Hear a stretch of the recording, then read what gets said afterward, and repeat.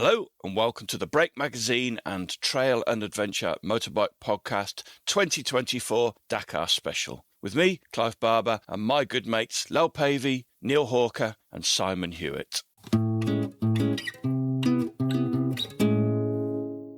This is the first collaboration between Brake Magazine and the TAMPodcast, and hopefully the first of many. It's a live recording of the pre-Dakar event held at the Bike Shed, London, just after Christmas. So we're going to be talking to three of the finest UK rally raid riders who actually finished the race. We talk about their experience and who is going to win this year's race. And it starts today, assuming you're listening on Friday, the 5th of January, when this podcast actually came out. Right, let's get on with it.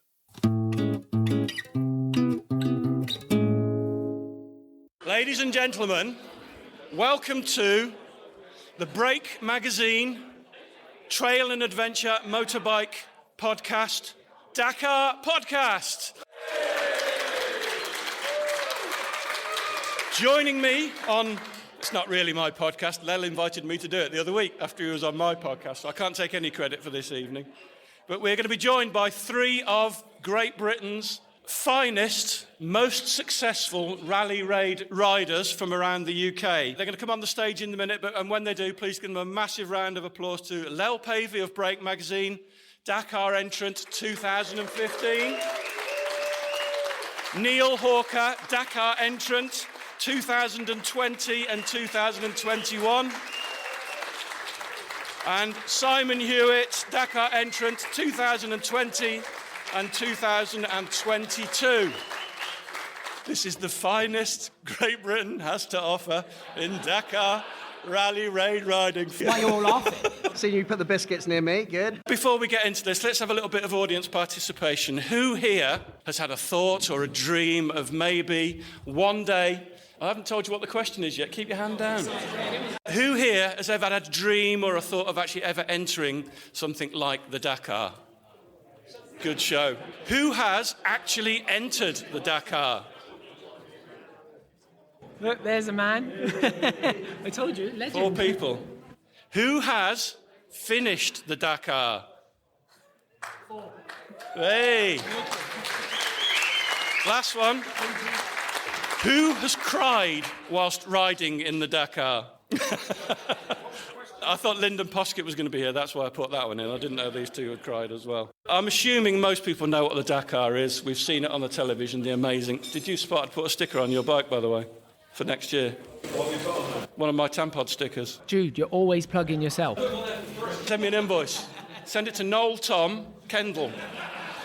Before we dive into it, let's just make sure for the people that aren't familiar with what the Dakar is, there's quite a few podcast listeners here and they're mainly idiots, so they won't know what the Dakar is. So do you want to explain what it actually is? What is rally raiding and why is the Dakar so special? Can I point out, you're much harsher to your listeners than I am to mine. Well, you're a nice bloke.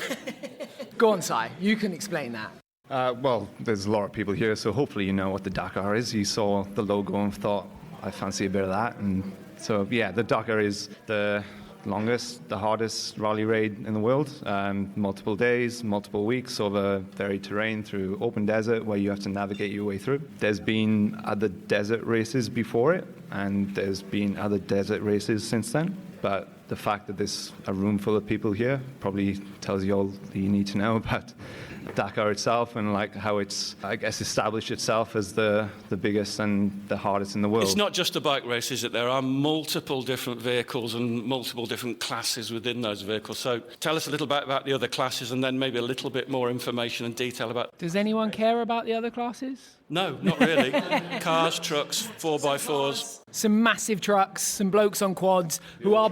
They all try to kill I you. will say the quad dudes are by far the gnarliest, stupidest dudes of all of us. Of anyone that's ever done Dakar, the ones that ride quads are a special breed of human. Tell us about the classifications within the motorbike classifications, though. Several different classes. The main one that most people care about is the elite class of guys and girls who are of a level where they can actually ride a motorbike super, super well, and they're important, and they get little yellow number plates. And then you have just the general super production class, which is normal humans that don't want to do all their mechanicking themselves. And then you have people like Neil who think it's a really good idea to do everything themselves because they're really tight and they don't want to pay for a mechanic. It's definitely the cheapest way to do it. It's the cheapest, but the gnarliest way, and you're not allowed any outside assistance. It's by far the dumbest way to do a motorbike race that's 2 weeks long, but also the most impressive, for sure. So the race lasts for about 2 weeks. You've got a prologue plus 12 race days, and I think day 7 or day 8 is a rest day as well. What kind of distances are we talking about each day?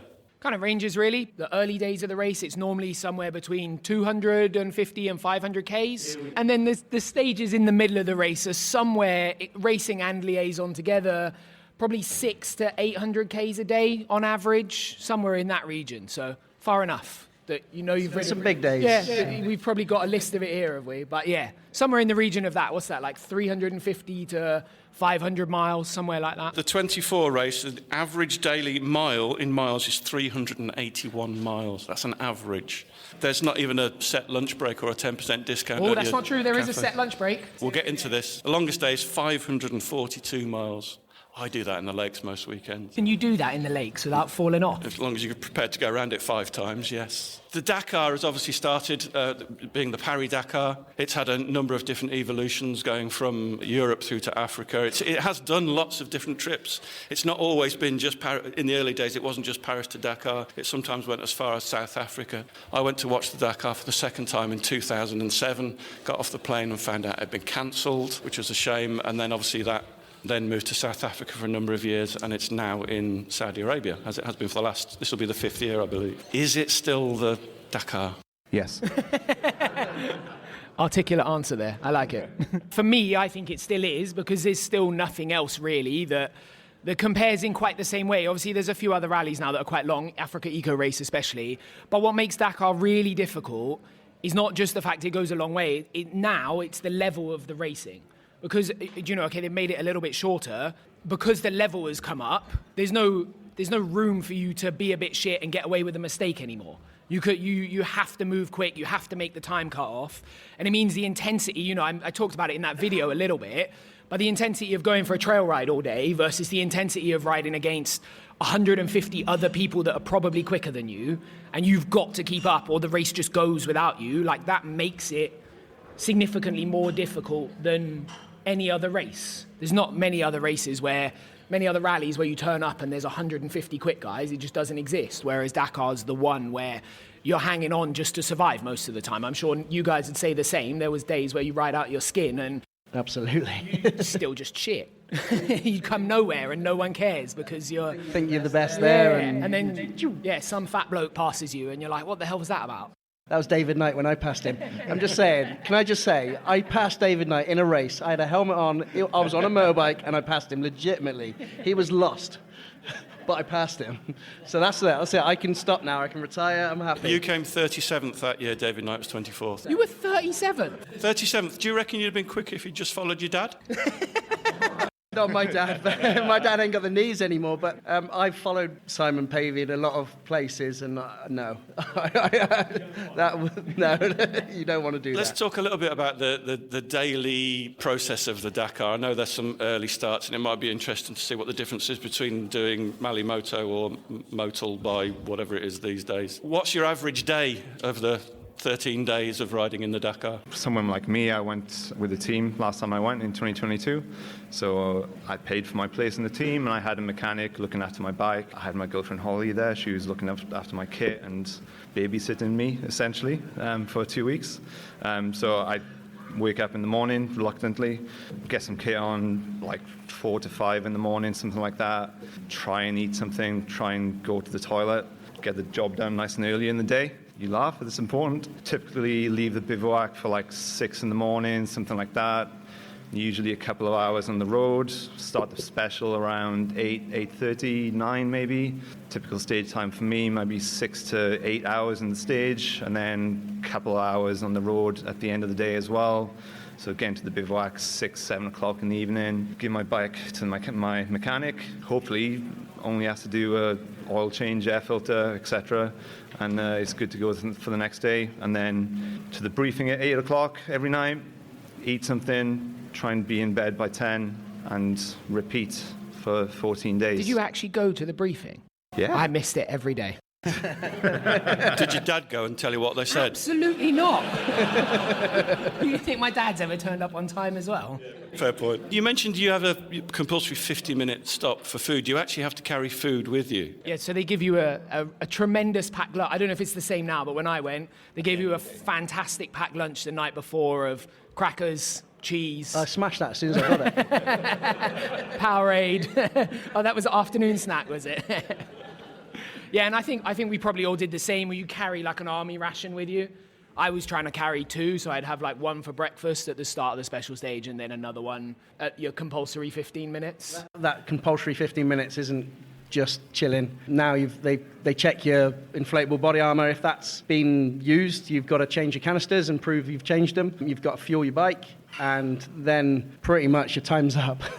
Some days the road book is so big they give you it in 2 chunks and you have to change it at the refuel. In that 15 minutes you have to fuel your bike, swap your road book, eat something, drink something, go to the bathroom, and then if you've got any time left, I'll be amazed if you did. I didn't. It goes very, very, very quickly, those fuel stops, and sometimes I stayed longer. I went over my 15 minutes because I was like, I'm knackered. I need just a couple of minutes to sort something out, whether it's my road book or something else. I need to go to the toilet or whatever it is. It doesn't matter. You know, the race clock starts when the 15 minutes is up, but if you eat into your race time a little bit for a couple of minutes, it does not matter. You're racing for 2 weeks. A couple of minutes here and there is nothing. Speak for yourself, mate. I was dialed in. I don't believe that for a second. One thing I've always tried to get my head around, a lot of us here, I imagine, trail ride. So I'll go out for a day and we might do 120 miles. We might be out for 8 hours, but at least 2 hours of those, especially if you ride with my friend Noel, sitting in cafes or having lunch over a very long conversation. Sounds fantastic. Yeah, you should do more of it. It's a lot of fun. But it's really difficult. I'm trying to get my head around how actually difficult it is to ride 400 miles a day in some of the hardest terrain day after day for 2 weeks. Maybe talk about some of your really the hardest moments you've had and what you've done to overcome those and keep going. Well, I think you spend a lot of time crying and wondering why the hell you're there and doing what you've chosen to do, really. Questioning your life choices. I don't know if it was the same for you guys, but that was my experience. There was a lot of times where I was wondering why the hell I was riding around and crying into my helmet as I rode down the road. And then other times where it sort of just ticks by, really. I think your brain changes a little bit as well. You kind of get this perception shift where it's quite hard. Like, you know, in that video, I went and rode 280k or whatever, and it was quite hard to imagine that I then go and do another 500 because it's super mellow and it's quite hard to find the intensity. But when you've got to do it because that's what the race demands, it kind of just happens. Carl recently did his first rally as well, and the second day was 700k. It kind of just happens, right? Like you've got no choice when you do something like that. There's nothing better to do. Yeah. And to be honest, you want to make it because it's really expensive if you don't, and then you're stuck in the desert on your own, which is also quite a bad life choice. You're kind of forced into it in a way that I think it's quite hard to articulate, really. You guys ride with Carl and Craig, don't you? We asked them this on the podcast a few weeks ago. Who do you reckon's going to win out of them two? I know it's not a race and you're riding together. It's not a competition, but who do you think's going to win? It's his dad. 100% Carl. 100%. He'll be the only one upright at the end. One thing that I really struggle to understand is when you see people like Toby Price in some of the videos and the speed he's going. I went to pre-rode some of the Dakar stage once in Morocco back in the day when I was a lot younger. And I was on an XR 650 and I was probably doing 95 miles an hour across a dry riverbed for about 20 seconds and shitting myself, almost literally, because you're just scanning the horizon, looking out for these massive tuft of vegetation that's as hard as a rock, and if you hit that, you're going to at least fall off, probably die. What's the difference between those? I mean, do you guys do that for one, but then do you still get Toby Price coming past you at another 40 miles an hour quicker? How does that work? I think in situations like that, you just got to, I was telling this to someone earlier, you just kind of think of yourself, and like, it does not matter one bit what anyone else is doing. You could have a quick guy that finished behind you one day and he'll come or she'll come flying past you the next day, and it's really important not to get suckered into that speed. It's easily done. You see something going fast and you think, right, I need to be going that fast too, but you absolutely don't. It sounds so simple to say, but it's so hard to do. It's race your own race, just do you. And I don't think I ever managed to do that once. I like to tell the same story that you should be sensible, but I'm not that smart. I got sucked in a lot. And with Dakar, you start in the order you came the previous day. So if you've got ex-pros, you've got current pros who, well, Walkner, his clutch went in the dunes. I actually stopped and said, do you want a clutch plate? And he said no. And he should have said yes. Anyway, so he started after me. And the way he came past me is insane. I had no right of him moving across the ground that quick. But you tried to follow him, didn't you? I did. For a split second, and then I went, no, Neil. No. Let's talk a little bit, before we get onto this year's race, let's just talk a little bit about the races that you guys have done. So we'll start with Lel. You rode in South America in 2015. It's very difficult to find the records of where these guys came, because they don't really talk about what position they came, because it's fucking embarrassing, frankly. But I'm joking there. How could I take the mickey out of them when I went 95 miles an hour for 20 seconds once? It's all about finishing with I guess 90% of the field, isn't it? Really, with with 179 entrants this year, I've got a list of maybe 11 people that could potentially win, and probably only 3 of those are real contenders. So it just kind of goes to show that it's all about getting to the finish. But Lel, you were 62nd. 62nd. 78 people finished out of a starting field of 168, so that's a fairly significant number. Going back a long time, Mark Comer was the winner that year, and it was the 14th consecutive win for KTM. Lel was 31 hours behind Mark Comer.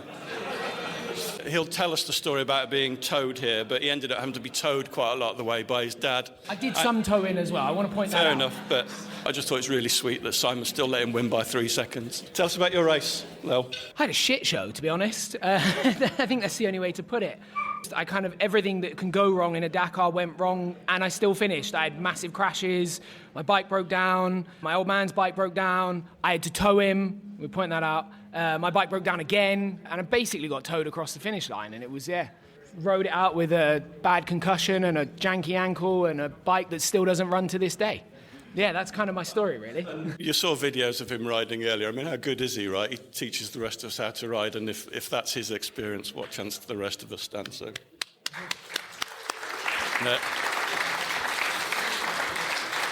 So Neil rode twice. I think the first year you... No, just the one. Okay, just the one. What does that make your finish rate? With 50% finish rate, we're not going to mention 2020 where he fell off and had a poorly and had to finish the race. In 2021, you were 37th, but I guess more impressively, you were 6th original by Motul. Incredible.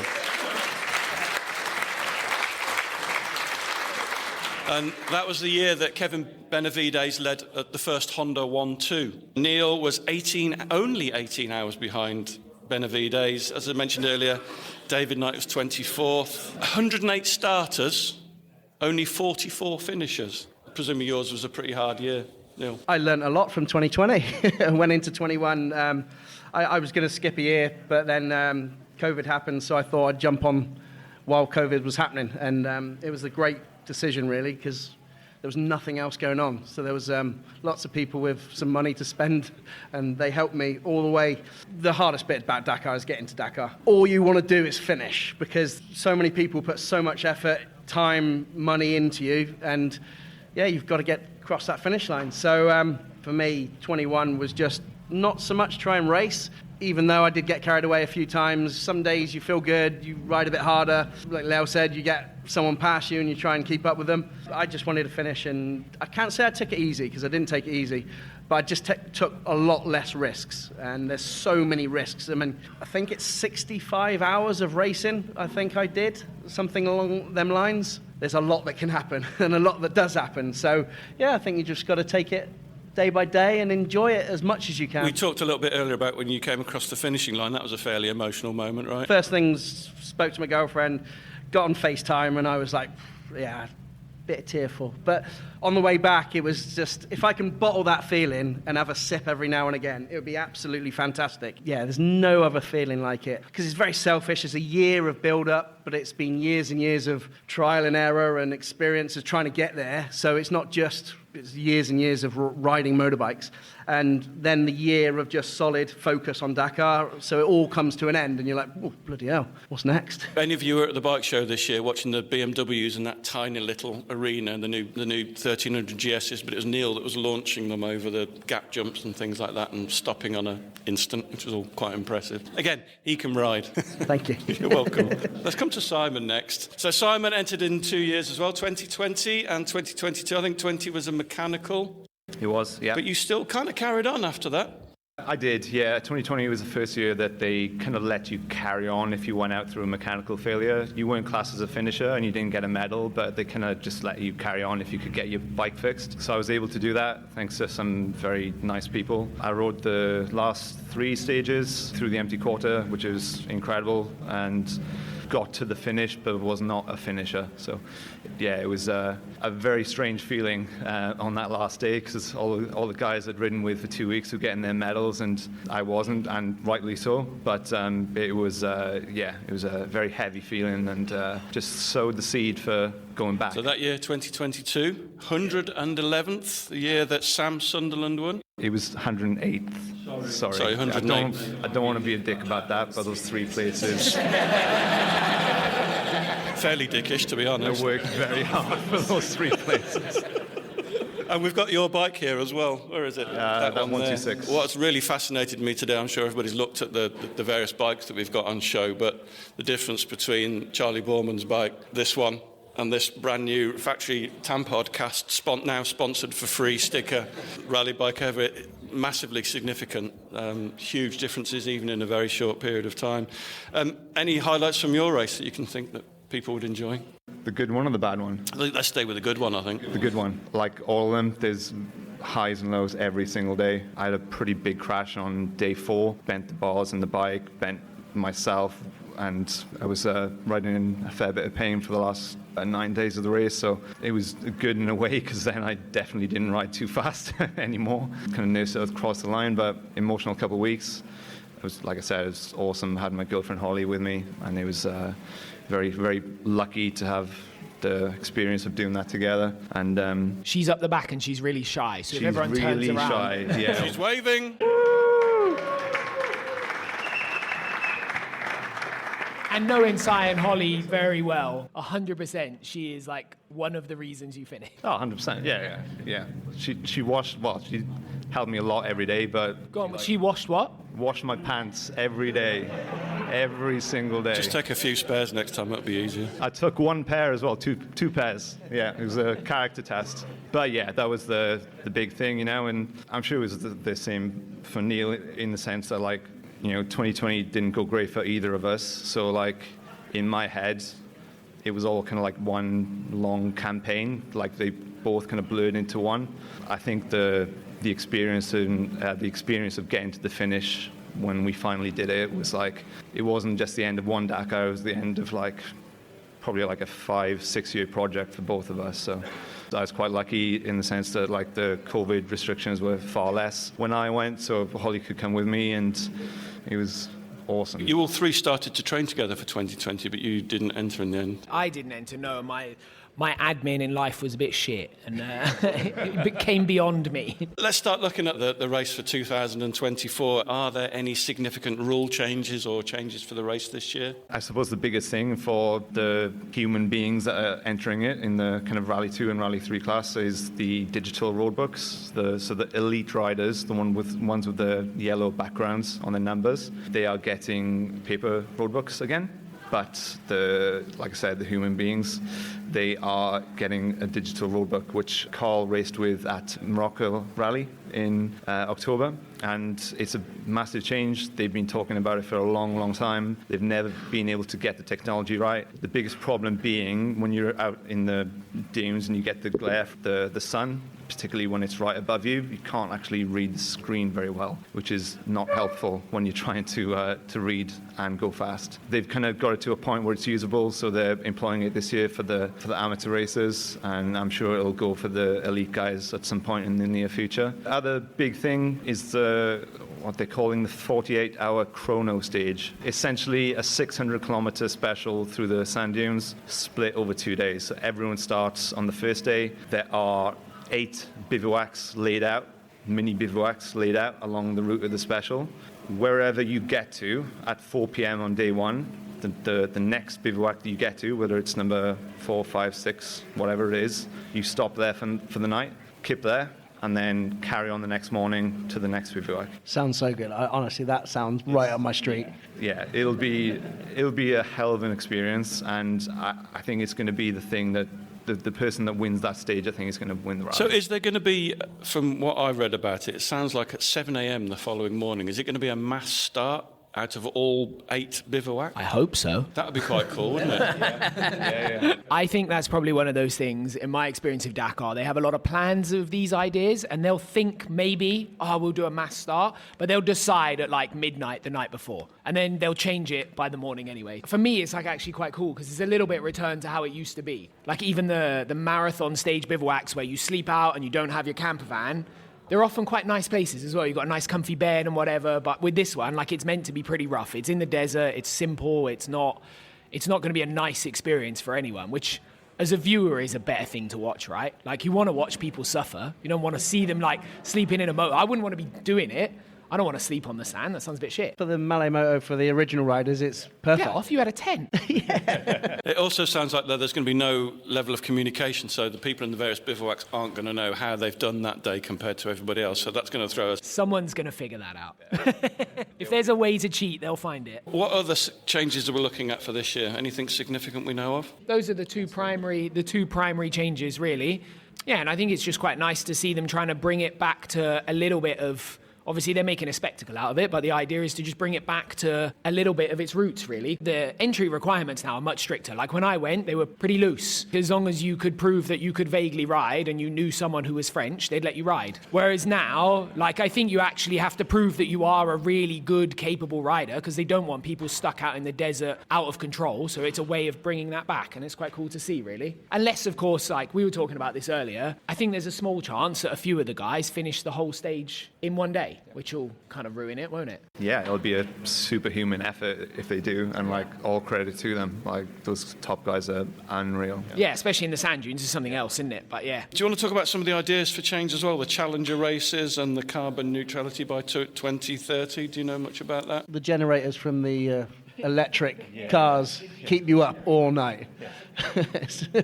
There's also an electric bike entering this year. 2 electric bikes. Are you going on one of them?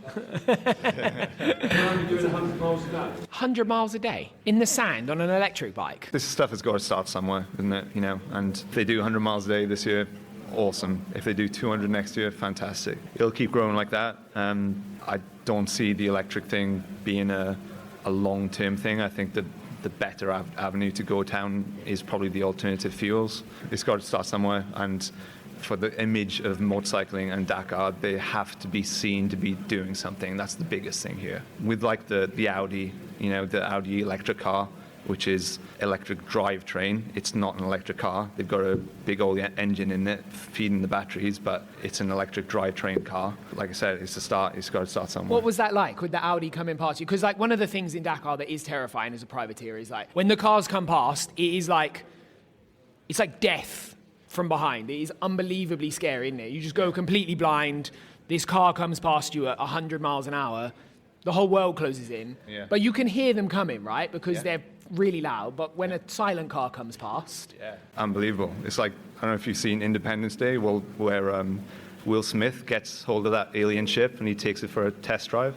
It's like that coming past you. It's like unbelievable. You can kind of hear it. It's like this whirring sound coming behind you. A proper cool feat of engineering. But I don't think they're actually going to be in the race anymore, because they're putting I think they're in it this year, maybe the year after, but I think they're dedicating their resources to F1 because they've got a team now, so that'll be the new in-trend thing for a bit for them. So who are we looking at for the victory in 2024? Maybe let's talk a little bit about the teams. We've got KTMs, we've got orange KTMs, we've got red KTMs, we've got white KTMs. Have you heard of a guy called Joan Bereda Bot? How many years have you been saying he's going to win it? We're like 10 deep at this point. Sai's been a Bereda fan since the dawn of time. Every year he says, he's going to win it this year, and every year he crashes. He's actually on a hero this year as well. That's his career over. I'm going to give you 2 good each way bets. I'm going Toby Price for the win in his 10th Dakar. He's won it twice already. You're shaking your head. You think he's past Before he it? retires and goes into 4 wheels. Yeah, definitely. Maybe in the top 3. I'm saying top 3. The one that I'm really interested in seeing how he goes this year is a young American chap called Mason Klein. Won a couple of stages a year ago.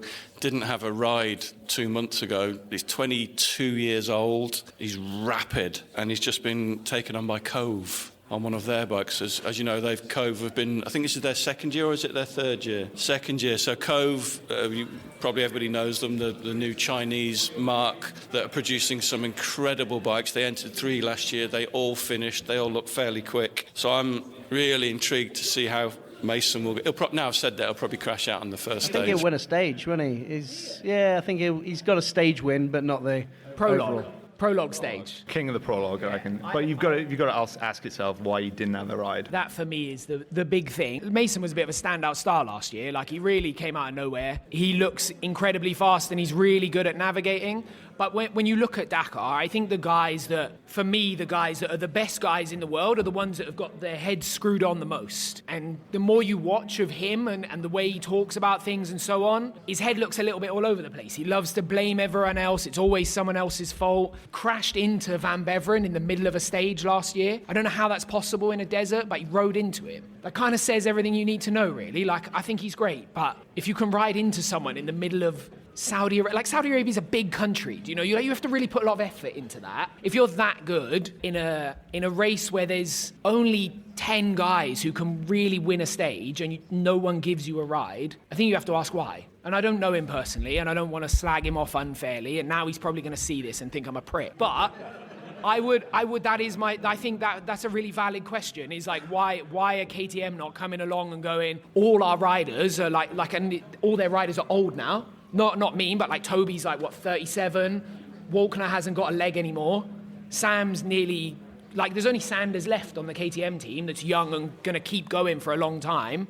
And Benavides, so they've got spots there. So that guy's the perfect guy to drop into that. Why hasn't Walkner been replaced? I wouldn't be surprised if someone turns up. This is a KTM thing to do as well, is they'll have someone who magics out of the ground at the last minute. No chance. I mean, you were top 40. If you hadn't had them fucking biscuits, you'd have been in.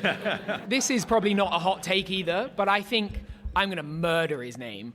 Tosha Sharena from the Honda team. I think we're all I think all the Honda riders at the moment. Especially Skylar Howes, he's like a dude. But I think he's the one to watch. If you're into watching Dakar and you want to impress your mates, he's the one that's going to win stages for sure. He's probably going to be pretty close to the podium if he doesn't crash, I would say. So the other Honda riders are Ricky Brabeck and Adrian Van Beveren. Where are we on those two? I think Brabeck's the one on the Honda team that you would put your money on still. He's won it. That's the thing, isn't it? He's won it, and he's amazing. And Brabeck's won it, but then maybe he doesn't have the desperation to get that first win either. Whereas I know Van Beveren and Quintanilla and Nacho, they're all desperate to get that win. But a lot of them are also in the same position where they're it's strange to talk about this because there are sports where elite athletes are in their late 30s, early 40s, but they are all in their late 30s, early 40s, and they've all had horrendous injuries. Yeah, life-changing injuries. And there's got to be a bit of it in your head, right, where there's a limit to that. And I think the younger guys like Tosha and maybe Skylar a little bit, he's only 31, he's super keen to win it still. I find it as a 33-year-old, I don't have the desire to I'm not even 33 yet, but I like that. You notice as you get older, right? That desire to take massive risks disappears, and why would you? Why would you take the risk of killing yourself? When you're young, you don't think of it, do you? When I went to Dakar, I didn't think of that. I made loads of stupid decisions and had massive crashes because I was 25, and that seemed like the best thing in the world. And then now it seems like a terrible life choice. And I kind of think that applies to most people, really. Are we at the stage now with the bikes where we've mainly got the KTMs, 3 different coloured KTMs, we've got the Hondas, we've now got the Coves, we've got the Fantics, we've got a team, we've got the Heroes. Does the bike actually make a significant difference now, do you think, in the race, or is it pretty much down to the rider? But I think the bikes matter more than as much as they ever have, really. Like the Hondas and the KTMs, the factory ones, they are better bikes than those other ones. There's no doubt about that. And you saw that, like size Yamaha for our level rider is a beautiful bike to ride. When you're an elite level rider, it wasn't good enough. And you saw that because the guys that tried to win on it always had massive crashes, like every year. And they blew it up, and it just wasn't quite that last little bit. And like the Fantic is a Yamaha, so that's got the same problem. The Hero is a cool bike, but I still don't think it's quite on that level. And it's cool that there's all these teams there, but I think it's a 2-year-old bike. And I think if you look like KTM and like Honda have been doing it now, their first year was 2012? They're 13 years into developing that bike. And the Chinese brands are really cool, and I think it's awesome what they're doing. But 2 years is not enough time to develop a bike that can win Dakar. I don't think. You can see that now with Mason. He's panicking. Yeah, I follow his social media, and you look at some of the stories, and he's talking about the bike.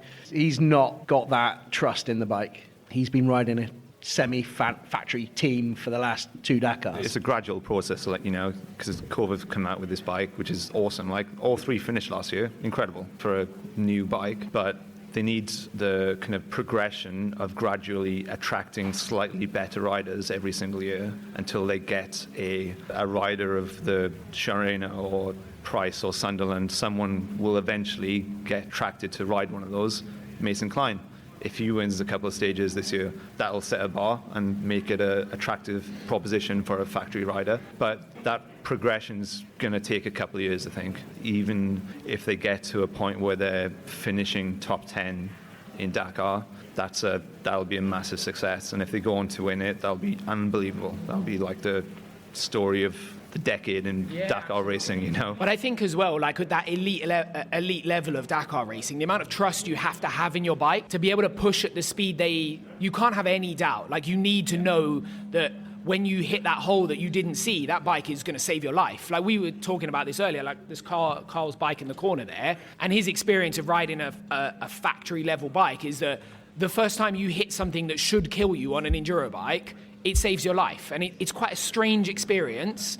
It's quite hard to articulate, but for these guys, they're doing that 20 times a day. You know, there was a footage in my video of Benavides flat landing a 20-foot dune. If you do that on an enduro bike, you are going straight to hospital. And so I think it's quite hard to get your head around how good that bike needs to be and how much trust you need in it, and it doesn't come in 2 years, I don't think. I mean, we might all be mugs and he turns up and makes us look like absolute idiots, and that'd be cool as hell. But yeah, I think it's just one of those things, because you see, like, there's a lot of other brands that have been trying, like the Hero team have been going there effectively since 2010. It's the same team. It's changed names, but it's the same team and the same bike. Sherco have been doing it for like 8 or 10 years, and these are established brands with big money and big backing, and they still struggle to put a bike out that's on the same level. Cove have got Chinese government money, which is a whole different pot. Like, that's a much bigger pool to pull from.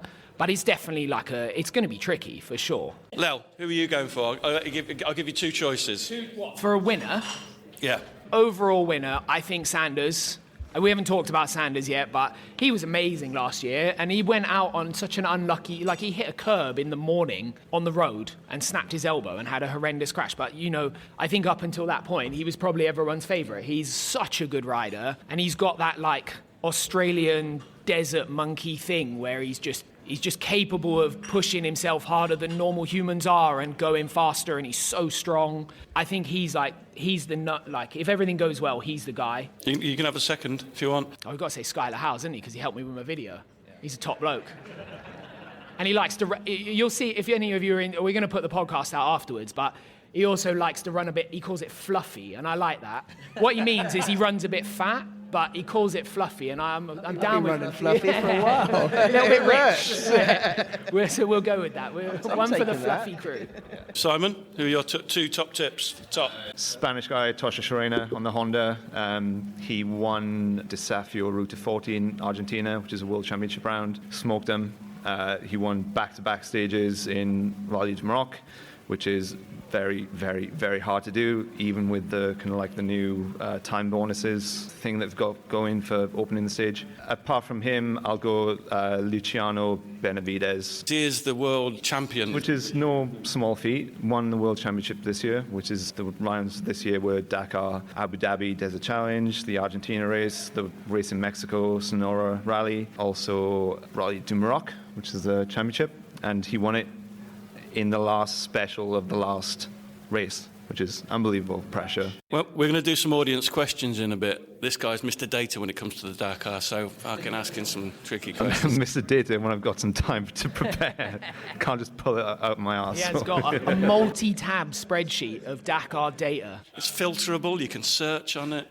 Colour-coded. Apart from being world champion, he also won multiple stages in last year's race. He didn't do all that well. He was 6th last year, which is obviously bloody good, but like, yeah, I know, amateur. But he traded stage wins with Ross Branch in the kind of like second half of the race. So, and Ross Branch is a human hand grenade, awesome guy, but like, bloody hell, he's too fast maybe. But yeah, Benavides Jr. Got you, thank you. Neil? Who I want to win or who's going to win? You can tell us anything you want.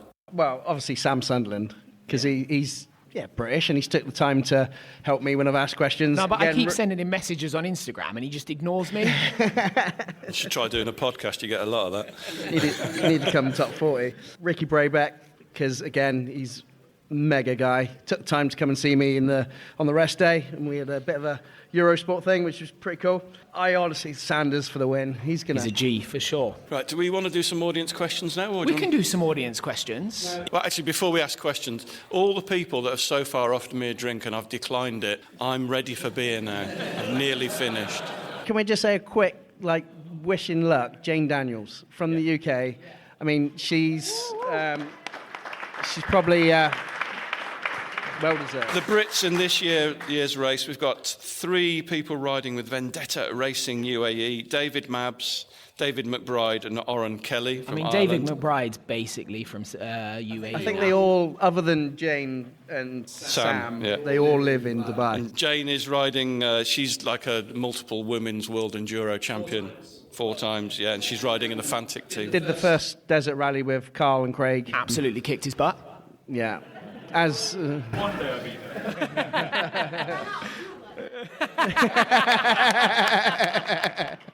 If you didn't hear that, she ran out of fuel. Obviously Steph was there as well, and Steph's actually flying out to Dakar to be part of the organising team tomorrow. Brilliant. Right, questions. Bring them on. The question is, are any of you, I think I might have asked this already, are any of you going to do it again? I'm not. I'd love to. I'd do it tomorrow. I'd absolutely fantastic experience, and if the money's there, I would.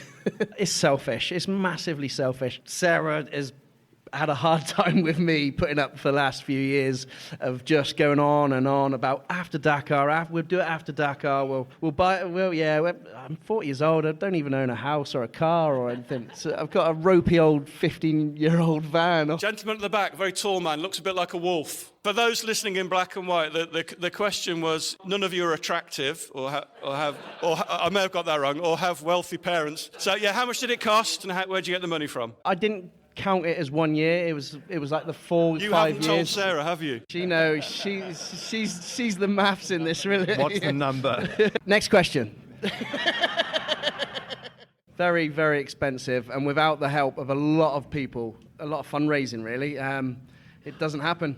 Honestly, it's about for 100 grand. I think you can work on like a general rule of, if you go with a mechanic, like 60 to 65, as like a total budget of like shit you need, tires, mechanic, entry, all of that stuff. If you go as your own mechanic, probably like 40. Yeah, I mean, the entry fee's 15, 18 now. So that bike is 28 plus VAT-ish, probably more now. 35, there you go. So that bike's 35. I spent 12 grand on fuel, and that's diesel and petrol. So getting to training, I think once you get the cash things, so the bike and the entry, everything else starts to roll. Tires and mousses, if you were to pay for them themselves, you need 4 grand, 4.5 grand's worth of tires and mousses alone. Were you changing tyre every day? Mooses every day, tyres every other sort of thing. Motorcycle stuff comes along. It's the cash. It's the hard cash, I'm afraid. Like Neil said earlier, getting to the start line is the hardest bit, and getting that money together and all the admin that comes with it. Fortunately for us, through working in the bike industry for a few years now, we've met a lot of people who are quite passionate about Dakar and who maybe can't go themselves, want to help any way they can. We're very lucky to know people like that, and it's been awesome because it's not been like big brands that have helped us. It's been people we know, and we've been able to give back to those people in terms of like not just branding on the bike, but like gifts from the race itself and making them feel involved in the process, basically. And because the people that help us are everything to do with how we get there. So it's been one of the hardest bits is raising the money, but also one of the most rewarding bits as well. And can I just say, you recently had an operation which you needed to have fairly urgently, and within 24 hours, the very generous motorcycle community had donated £10,000 to pay for Simon's operation. So I know quite a few of the guys listen to the podcast donated, so I looked through the names. So well done, everybody. And he can walk. It is nice to see you walk again. You got one now? Let me just repeat the question for the camera. So there's an awful lot of effort went in, time and motion before and during the Dakar. What was the lowest point, and what helped motivate you to get through that? Apart from following your dad.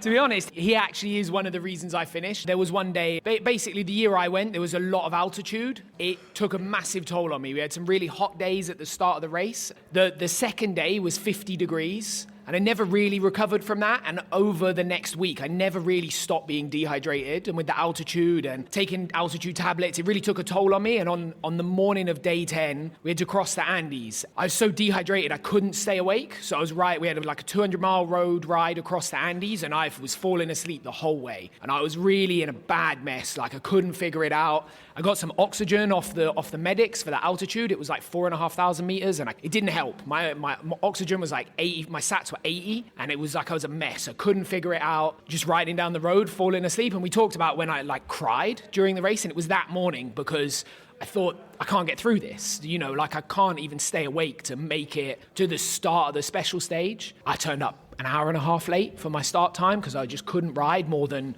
40 k's an hour because I just fall asleep straight away. It was so cold, and I was a real mess. And I was just riding down the road then. I was like, it's done. Like, I've been through a lot of shit already to get here, and it's over, man. I can't ride a motorbike like this. And I was super lucky that I was with my old man at that point on the road. We got to the start, and he went and saw the medic. Like, I was in a mess. I couldn't function. I was not going to go and see a doctor because I didn't know which way was up. And he went and saw the doctor, and the doctor went, "Oh, you look really shit." And he put me in the front of his pickup truck, and he went, "Lie there," and he put a drip in my arm. And I fell asleep immediately, like I was gone. And an hour passed, and I didn't know what happened, and I woke up, and it was like I was a new person. But that moment just before then, I was like, there's no way I can ride 400 Ks across the mountains now, because it's like I got to the start of the stage at 1 p.m. Like, my day was done. Just riding down the road, tears rolling down my face, thinking that I'd done a lot of shit for no reason. And my old man sort of saved it, really. And then, I got out of the car and I went for a massive dump. It was the first one I'd done in like 2 days because I was so dehydrated. Felt $1 million, had a ration pack, got on my bike and rode till 3 a.m. It was great. It was like one of the best rides I've ever had, but I went from like absolutely like nearly annihilated and crying like a grown human riding his motorbike with tears rolling down his face to having a great day on a motorbike. I think you get a lot of those moments in the race, but for me in particular, end of stage 2, 2022, it was meant to be a marathon bivouac, but the bivouac is flooded, so instead of putting us there, they sent us like 250 k's down the road to the following night's bivouac, and then we had to come all the way back the next morning. On that liaison to the next bivouac, I got hypothermia, and I got to bivouac, and I couldn't function. Like Lyle said, you'd get to these stages sometimes where you just can't function anymore. The team put me in the truck, and I was in front of the heater, and then every time they took me away from the heater to get changed or something, I'd start like getting the shakes again and just couldn't stop convulsing basically. That night didn't sleep at all, and then the next morning had that liaison to go back to the start of the next stage, and holy shit, that was a low point. Like, it's freezing cold. So what they don't tell you about Saudi is like it is so cold. Once you get away from the coast, it's like in the mornings, kind of 0 to 5 degrees sometimes. But like I said about the sponsorship and all that kind of stuff, like I had a list of names on my bike of all the people that helped me, and kind of looking down and seeing those, it's like you got to remember like how lucky you are to be there, and you're in a shit point right then, but that'll change. It's not constant. It'll go away. You'll get to the start of the stage, the sun will come up, and you'll warm up a bit. But yeah, in the dark, having no sleep, having the shakes on the bike, going to the special, that was pretty shit. I think that's the one bit that you never see on the TV with like the pro guys as well that amazes me is like they do all of that. They go through the same emotions of riding 200 miles down the road in 0 degrees.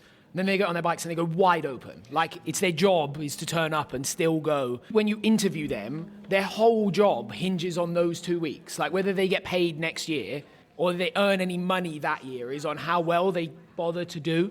And that blows my mind. Like that is something else. What about you, Neil? There was a stage when you ran out of biscuits, wasn't there? And you were pretty low. I was going to say 21 was pretty good. 20 was pretty bad. 21, yeah, I had a ration pack on my bike. I used to put it on the engine. I was expecting chicken, sausage and beans, which is my favourite breakfast at the start, and it wasn't.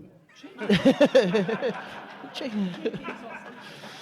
Sixth, Malimoto. Sixth he was. Yeah, I had a bit of a bad moment, but it wasn't motorcycle. It was motorcycle related. Can't remember what day it was. It was towards the end of the rally, so maybe day 10 to 12.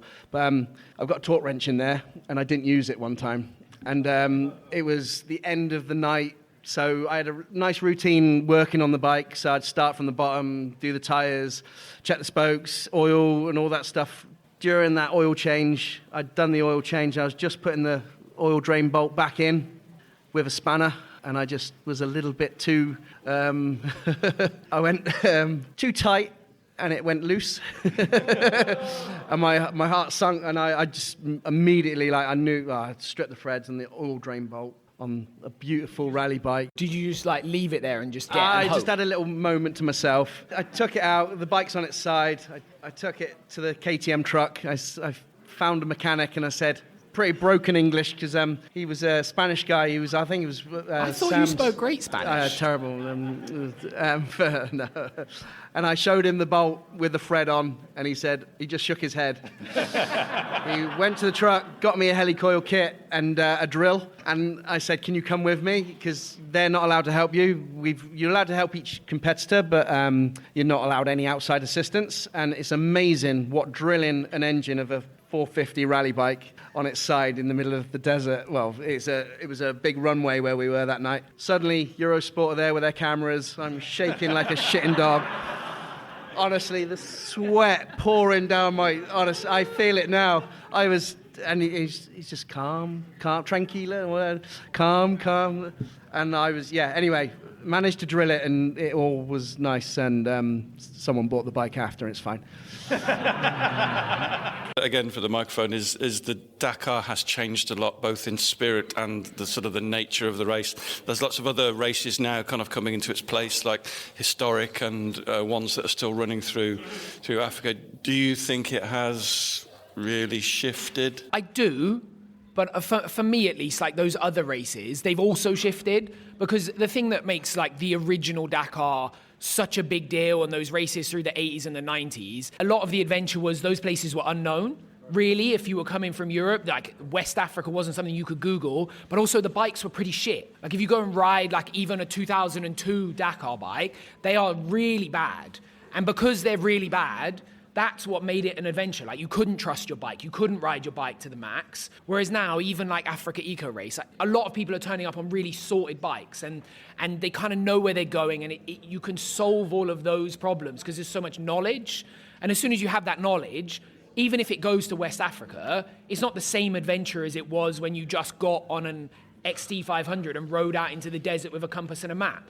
They've still got all the same tech, all the road books are good, they have the GPSs and the safety, and that changes the whole thing, even if you have a different race in a different place, it's still not going to be the same adventure as it was. So what you're saying is give everyone shit bikes? Yeah, maybe. If we went back to that, you would find that again. And there are events that do that, do you know? And Dakar, for sure, it's shifted and it's much more professional. And once upon a time, there were 5 guys that were actually good riders and then everyone else was crap. And now there's a lot more of those and the depth is there and it's much more of a race and an organised thing. But it's still a 2-week ride through the desert, do you know? And it's still, you might not have to keep your bike alive in the same way. Like Neil, you didn't really, like you looked after your bike, but it's also super reliable. I think what the event has to change a little bit because it's the same as Formula One, right? Like in the 80s, they had turbo cars and everyone loves it and it was wild and people died all the time. And then the cars got better and they got safer and then the sport changes a bit. And it's kind of the same thing, really. Like I think Africa Eco Race is a really cool thing, but it's definitely not what Dakar was, do you know? Because it's not an Africa Twin in the desert. It's still a factory KTM rally bike or the thing that Paul Tarres rides that they call a Tenere, but it definitely was once a Tenere and it's now a 40 grand bike. It has to change, doesn't it? And I think it's different, but it's still kind of the same. Like you still have people do insane things and go through insane moments that wouldn't happen if you went for a trail ride. And it's still a battle against the terrain, yourself and the bike. And yeah, and as long as you still have amateur people there, like as long as you can turn up as a mediocre enduro rider and have a go, I don't think it really loses what it is. The moment that it's only pro-level guys or girls, like that's done. It's a race then, and it's an elite sport like the Tour de France. But at the moment, it's still like a pro-am. You know, it is a pro-am, and that's what makes it, I think. You look at it from the outside and it looks really polished and slick in terms of its like social media coverage and TV coverage and stuff like that. You just have to kind of look at the people still doing it, and like Lyle said, the stories and the dramas and all that kind of stuff that go on in the race, and it's still the same stories, it's still the same dramas and the same human experiences that these people are getting. And unfortunately, I'm going to have to take our word for it on this one, but it's at its core, when you go there and you meet these people and hear the crazy, batshit crazy stories they've got about getting to the start line, it's like, it's still the same. Well, and the finish line. Like the first year you went, the South African girl who got towed through the dunes by a car for like 200 kilometers. Yeah. Like this is not a normal thing. It doesn't happen when you go trail riding in the Lake District, does it? Have you ever been towed through the sand dunes in the Lake District? Those stories that they happen in all rallies, I think. And that's kind of the cool thing about rallies, is that they are still a little bit Wild West. Like, okay, it happens in Saudi, but it's not like a closed road. Like, none of them are closed roads. You go to a rally in Portugal or Greece, it's just like, it's a little bit crazy. It shouldn't happen the way it does. It couldn't happen in the UK. You couldn't do what they do because it is all just a little bit frantic and a little bit maverick. And like, Steph's going to work there this year, and your partner's worked there a bunch of times, and it's still a chaotic, disorganized thing, right? Like it's just a bunch of French dudes kind of trying to make it work in the desert, really, I think. That side of it, I think, okay, they're trying to stop people getting stuck in the desert because that's kind of dangerous, really. But for the most part, you can still just turn up as a relatively decent rider and have a go, and that's such a cool thing, I think. The question is, we have Leia Sants has been the highest woman finisher ever, I think, on 2 wheels. We've got a British entry this year in Jane. Will we ever have a woman winner? 100% I think it's possible. I think the problem at the moment with motorcycling is the representation level of women. So when you go to like an elite, like a national championship enduro series, there's 4 or 5 girls there. So the amount of people you need to ride in general just to find someone who is good enough to finish in the top 30 in Dakar is really difficult. You know, you think of how many people ride dirt bikes in the world to get to that point that you can afford to get to Dakar, back to his point, and also be good enough to even come in the top 30. The pool is really small. A little bit, motorcycling has to fix that. Like, it needs a wider pool of women to be riding to find that one person. And with Leia, you had that. Like, she was incredible. Like, she's a significantly better rider than the 3 of us could ever dream of being. And like physically really elite as well. Like, super fit, super strong, much better in a gym than we would ever be. And, you know, to find that next person who is at that level, it's just going to take a bit of time and a bit more representation. It's the same in any sport. Dakar's quite niche in motorcycling. You've got Brandy Richards, who's the 6 day. She's absolutely amazing on a motorcycle, but she's amazing at that discipline. And if she came to Dakar, then it would probably take 4 or 5 years. And I think you need now, with the way Saudi is, like the race has changed a little bit. When it was in South America, it was much closer to like enduro style riding. So someone could come from enduro and be really quick, really quickly, which is what happened with Leia. She's an enduro and a trials rider, and she could switch really well, and you saw it a lot.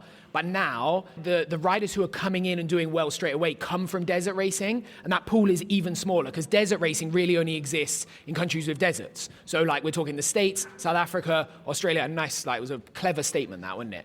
Yeah, so those 3 countries, maybe someone from the Middle East if you're really lucky, but there's not many people riding dirt bikes there. So it narrows that pool even more. I think it's totally possible because riding super well in Dakar, all right, you have to be strong, but it's also a smart person's game. And so, like, the physicality of it is never going to be the limit, I don't think. But you just need time for the sport to be big enough in those countries to find that one person that's elite. A little bit of luck, the right moment, because they had it in the cars already, right? Like, we've had a female winner in the cars. It's totally possible. I just think it's going to take 10 years for the sport to keep growing and for female representation to get high enough to find those people. So the question was, if we had a Dakar time machine, you could enter any year. What year would you enter? Not specific with the year, but I really wanted to ride in South America. Yeah. With South America, it brought everything. So from the terrain changes, desert dunes to rocky canyons, flooded riverbeds, mud. Those flooded rivers were mainly him crying. So yeah, I'd say the South America era for me. Let's hope it goes back there. I'd either go back and do what I did again, the experience, honestly, it was incredible, or I'd want to do it in the 90s, because it was a sweet spot, I think, between, like, the 80s looked cool, but the bikes were really bad, like you think now about riding an old Africa Twin as fast as you can through the desert for 3 weeks. It doesn't actually sound that great. Like, I've ridden one and they're nice, but I wouldn't want to ride one fast. But in the 90s, the bikes started to get pretty good. You know, you have John Deacon's one over there, XR 400s, like bikes that are still decent now, but it was kind of wild, you know, like a little bit of a wild experience out in the desert on your own, GPSs that didn't work, just insane shit going on, people getting held at gunpoint, and just all these wild stories happening. And I like a little bit of a sweet spot of like Maverick, but I wouldn't hate riding the bike. The thing for me with Dakar as well, like I was very lucky the year I went, it was in South America, and the riding was amazing. Like some of the best days riding I've ever had in my life still now were those 2 weeks on that motorbike. And like, no one wants to go on a motorbike riding holiday and have a shit time, do they? You want to enjoy it. So like, if you can do it on a decent bike, that'd be awesome, I reckon. I ride at a much lower level than my friends to my side here. So if I was transported back in time to like the 90s or 80s or wherever, bikes are very different. Where I'm riding at, I probably wouldn't have been as capable on those machines. I'm quite lucky I live in a day where the bikes are light and easy to manage. So for sure, like South America, I think was where I really fell in love with the Dakar and wanted to do it. A bit gutted that the race was going to Saudi until I went there and saw the desert and the terrain they've got there. It's unbelievable. The sand dunes look cool, hey? It's unreal. And I know you can talk about Saudis and like they're kind of like their own problems with their kind of government and what they get up to and what they're doing with bringing sports into the country. But for the Dakar, I think it's the right place to have it because it is the terrain that's right for that event. Can I answer it as well? Because I actually pre-rode a couple of stages in 2006 and I'd had, again, fantastic experience, but just for the record, I never want to do it again. I think we're done. Ladies and gentlemen, listen, it's an absolute honour to share a stage with these gentlemen, these Dakar finishers. A massive thank you to everybody that's been involved with putting this event on. We've been here since sort of 10:30 this morning. Everybody's done it for free. Everybody here has gotten it for free. So a massive appreciation. Thank you very much for coming. We really appreciate it. It would have been a bit embarrassing if it was just us here on our own. Before we go as well, I would just like to point out we have 2 people here, Steph and Carl, who are both attempting to go to Dakar in 2025. Is that right? That is the plan. So if you want to ask them about that, make them feel really uncomfortable, go for it. So there we go. That's our Dakar special. Massive thanks to Lel and Break Magazine for letting me join in that. It was a lot of fun down there in London. We're thinking we might do 2 or 3 of them next year in different locations throughout the countries. So look out for tickets for that nearer the time. So the Dakar starts today. Make sure you watch it. It's one of the first motorsport events of the year with Formula One and everything else not kicking off until March. So sink your teeth into it. Enjoy it. Right. Hope you've enjoyed this special. Back to normal podcasts from Monday, when we've got a very, very exciting guest. In fact, we talked to this guy for about 3 hours. So it's actually going to be 2 episodes. You won't want to miss it. See you then. Thanks for listening. We really appreciate your support. Don't forget you can follow us on Facebook and Instagram. And if you really appreciate what we do, you could consider supporting us on Patreon or buy us a coffee. Links are available on our website, which is TAMPodcast.com, TAMPodcast.com, where we also have a limited selection of branded stuff. But either way, please keep listening and spreading the word. See you next time.